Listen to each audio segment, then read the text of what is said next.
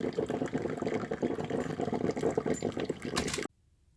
morning, everyone, and welcome to my new subscribers, all 20 of you, or however many I have right now.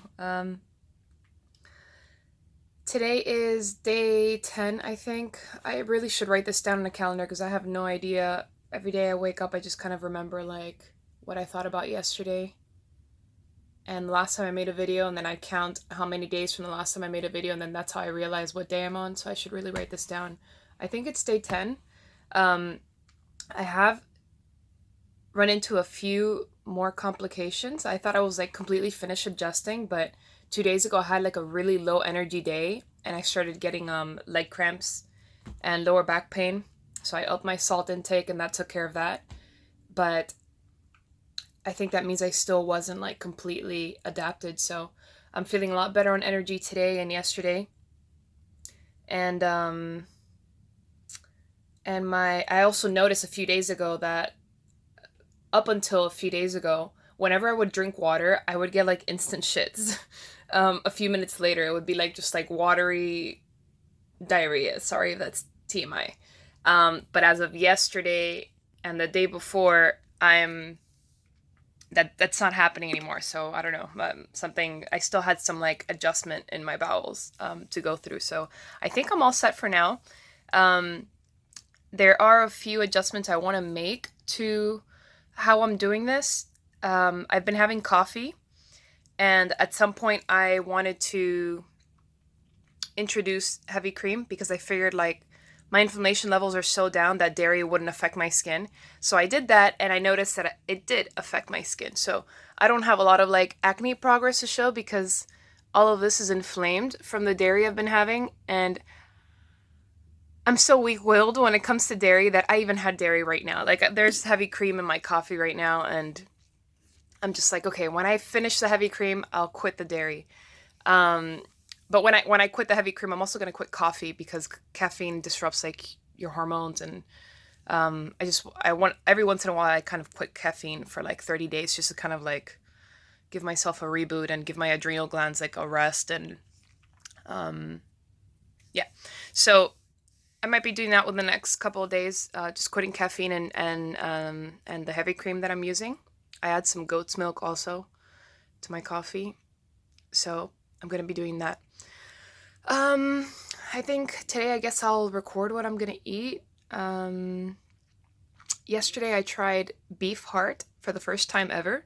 It was very unusual. I expected, I guess the only organ meat I've ever had is liver, and liver tastes like shit. I hate liver. The only way I can stomach it is in a pate. Like I make a chicken liver pate with like a lot of olive oil, butter, spices and herbs and stuff, and that's usually the only way I can eat liver.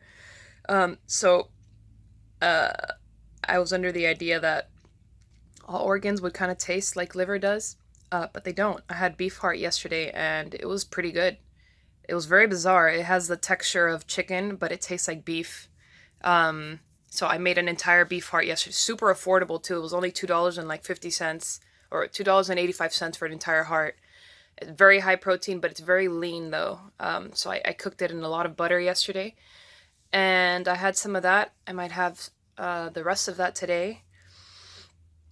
I guess I'll show you guys later on. There's one thing that I wanted to talk about ever since going carnivore.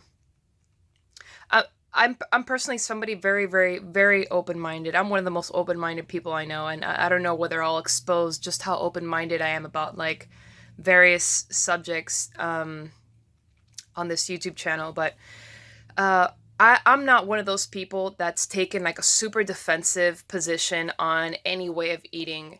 I'm somebody, I recognize I don't deny all of the stories, all of the incredible healing stories that vegans have, and I don't deny all of the incredible healing stories, obviously, that carnivore and the other side of the other end of the spectrum has had.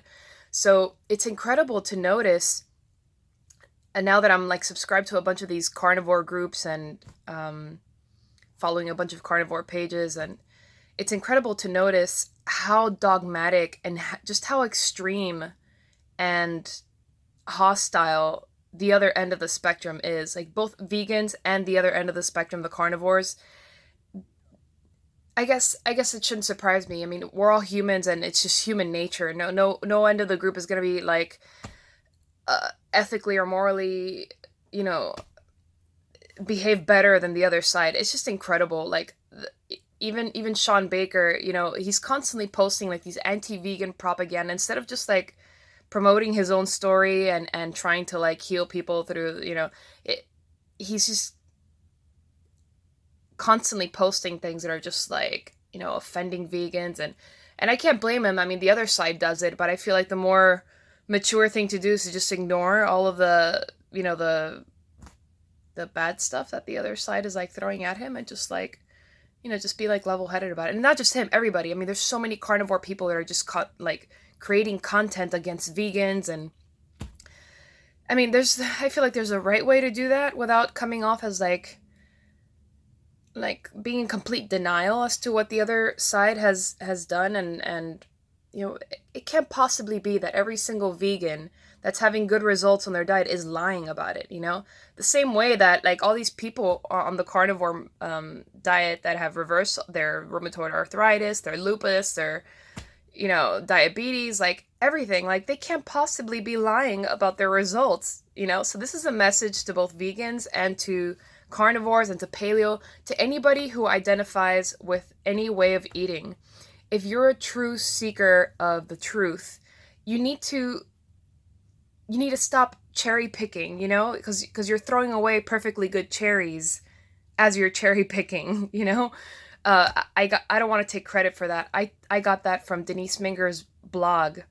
She's got a blog called Raw Food SOS. Denise Minger, in case you don't know who she is, she was a raw vegan for, I don't know, like 10 years or something, and then eventually her teeth started, she had like 14 cavities, her hair started falling out, and she got out of it and she started eating paleo and everything got better. But she did write, so she got into like the paleo movement and she noticed that, a lot of the paleo people were completely bashing veganism, and she's personally seen the successes that veganism has had as being part of that movement. So she wrote a blog article called In Defense of Low Fat. And this is while she was paleo. So she goes through like the Ansel Keys studies and she really digs into the research that defends low fat. And she says like, this guy Ansel Keys, he put people on this like rice diet and they actually did lose weight and they cured their diabetes. Like there's no doubt about that. Now whether the diet is like good long term for like longevity or whatever, that's debatable, but what he said that he did with his rice diet, it's true, so she's the one who mentioned this bit about, we can't, we have to stop cherry picking, because in the process of cherry picking you're throwing out perfectly good cherries. So anyway, I'll finish that rant there. So this is a message to everybody who's dogmatic about any particular way of eating. This goes for vegans and carnivores, both sides. I guess I have no real argument for vegans that are like ethical vegans. Like this message isn't for you, but this is for anybody else who's truly seeking the truth with respect to what's the healthiest way of eating. Like just strictly, to find the truth about that. Forget the whole ethics thing. That's a different conversation. But yeah, I feel like we should all just get along and talk about the objective truths that we can come across, or the tangible truths, like if I'm doing this and I'm feeling better on it, there must be something to it, whether there's research for it or not. Thank God I'm not personally somebody who won't try something out just because there isn't research for it. Because, at some point, we didn't know how to explain gravity, but you still knew that you can't jump off a cliff because, you'll die, right? So at some point, Newton, found a way to explain gravity and this phenomenon, right? But before that, people weren't just jumping off cliffs because we didn't have scientific research on what it is that causes people to just like die when they jump off a cliff, right? So anyway, yeah, let's just get along. I hope that as this channel grows, we'll have, I would like to collect people who are open-minded and not very dogmatic.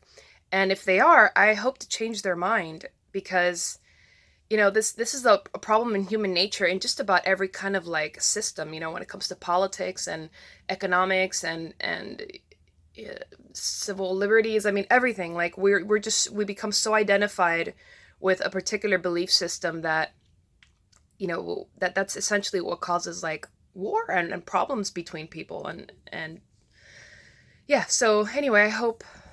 Sorry for the rant. I hope that this is hopefully a little inspiring because I used to be like that too. I was one of these hardcore paleo ketogenic people, and until I read Denise Minger's article and she said the whole cherry picking thing, I was like, oh my god, like she's right. Like, how can I just deny other people's like successes just because it doesn't fit my worldview?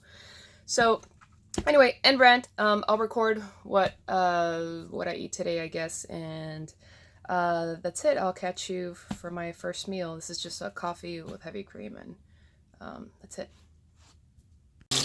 I'm the worst vlogger ever because I just completely forgot to record lunch. Lunch, I just had some bacon and a morcilla, which is a blood sausage.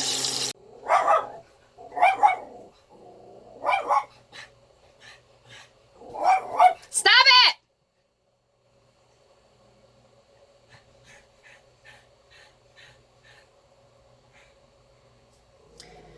No!